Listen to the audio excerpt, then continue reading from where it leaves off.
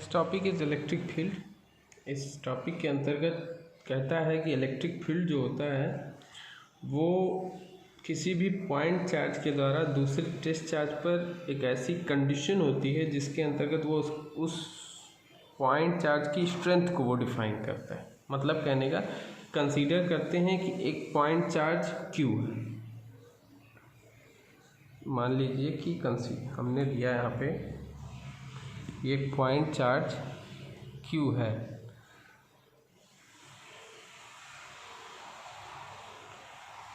अब ये मान लीजिए पॉजिटिव चार्ज है, तो इसका एक एरिया होगा अपना पॉजिटिवली चार्ज पॉइंट चार्ज।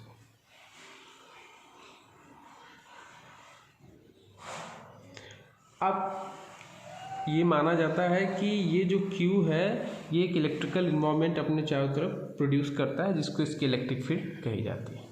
अब होता क्या है कि एक टेस्ट चार्ज मान लीजिए ये O पर एग्जिस्ट कर रहा है, एक टेस्ट चार्ज है जो पॉइंट P पर एग्जिस्ट कर रहा है। ठीक है, तो टेस्ट चार्ज जो पॉइंट P पर एग्जिस्ट कर रहा है उसको मान लीजिए हम क्या है Q0 है।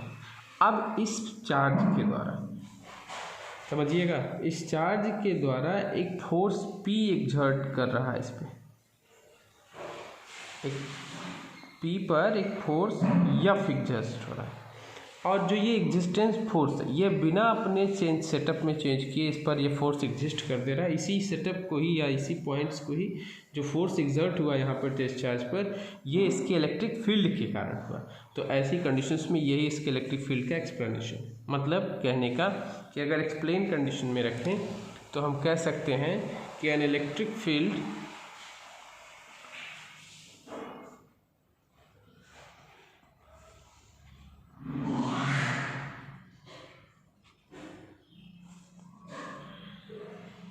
is said to exist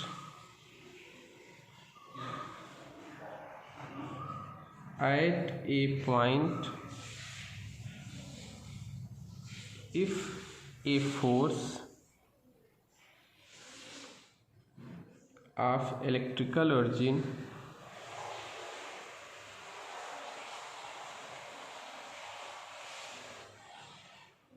is exerted on a stationary charge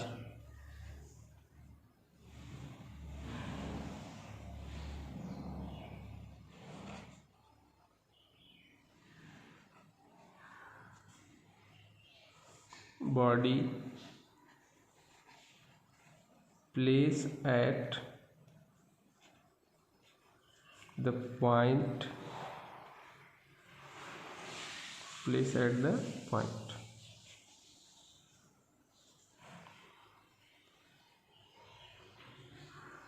अब देखिए यहाँ पे Q को हमने टेस्ट चार्ज के और यह फोर्स एक्सपीरियंस किसके थ्रू कर रहा है, इस पॉइंट चार्ज के थ्रू। तो ऐसी स्थिति में जो इलेक्ट्रिक फील्ड होगा तो electric field E is equal to होगा F/Q0। ठीक है, यही इसका अरेंजमेंट होता है। ठीक है, ये कंडीशन है। अब बात करते हैं यूनिट की। तो इलेक्ट्रिक फील्ड की यूनिट क्या होगी, तो हम यहाँ देखिए यूनिट की कंडीशंस को हम डिफाइन करते हैं। तो इलेक्ट्रिक फील्ड की यूनिट क्या होगी, तो यूनिट को हम देखें तो electric field E is equal to क्या है, F/Q0 होता है। तो F क्या है, फोर्स, और अपान में क्या है, चार्ज। फोर्स की यूनिट क्या होती है, न्यूटन, और चार्ज की यूनिट कूलम। यानी इलेक्ट्रिक फोर्स की यूनिट क्या हो गई, न्यूटन पर कूलम। अब बात आती है कि इसका डायमेंशन क्या होगा। तो डायमेंशन की बात करें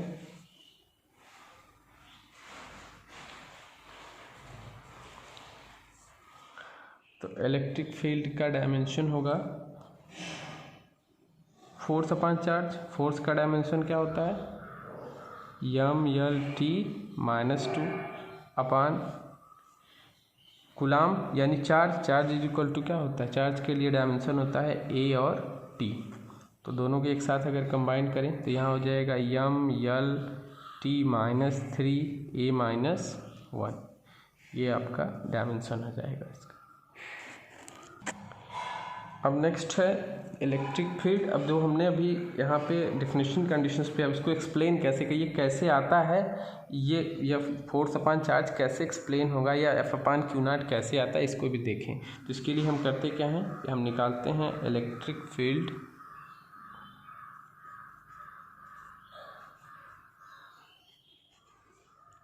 ड्यू टू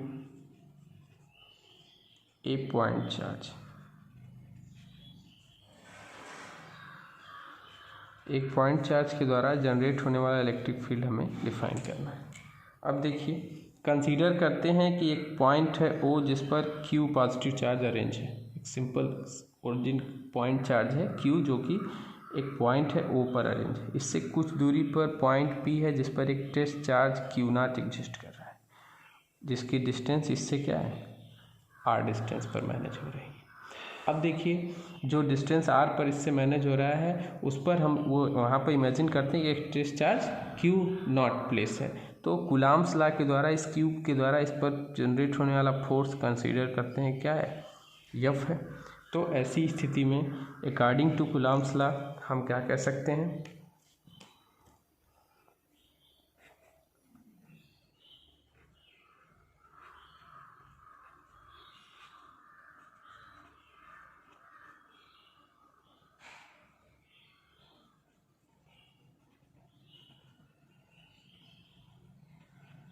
इस पर जनरेट होने वाला फोर्स क्या हो जाएगा, F is equal to 1/4 pi epsilon naught Q and Q naught upon R square into unit vector of R। Clear है, जहाँ R क्या है, यूनिट वेक्टर है जो कि डायरेक्शन दिखाता है कि फोर्स Q से किस पर जा रहा है, Q नॉट पे जा रहा है। ठीक है, अब इस पॉइंट P पर जनरेट होना इलेक्ट्रिक फील्ड क्या होगा, भाई डिफिनीशन हम क्या कह सकते हैं,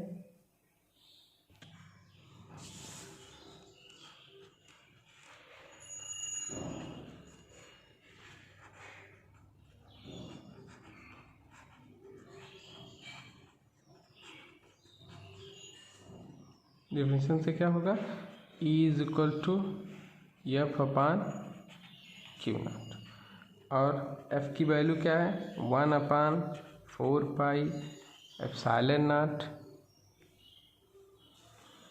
Q1 Q नॉट, Q1 नहीं Q है तो Q ले लेते हैं, तो Q not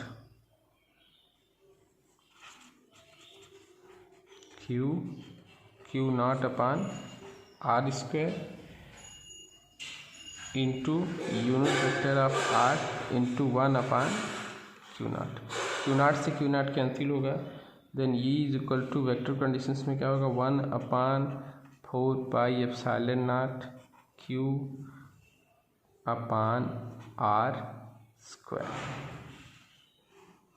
into unit vector of R। But magnitude case में द मैग्नीट्यूड ऑफ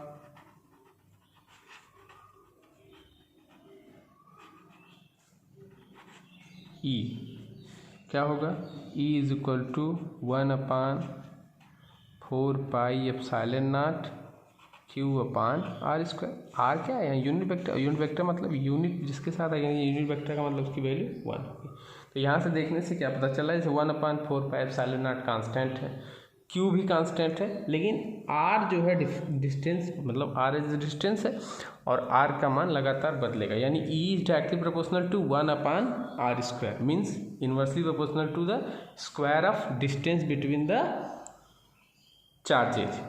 इसका मतलब क्या है कि जो भी पॉइंट चार्ज होगा यहाँ पे, अगर स्फेरिकल सरफेस की कंडीशंस में जो भी उसके चारों तरफ पॉइंट चार्जेस के चारों तरफ डिस्टेंस होगी, वो क्या करेगा, वो केवल उसके डायरेक्शन पे डिपेंड करेगा, यानी ये स्फेरिकली सिमेट्रिक होता है या एक रेडियल फील्ड को भी डिफाइन करता है। ठीक है।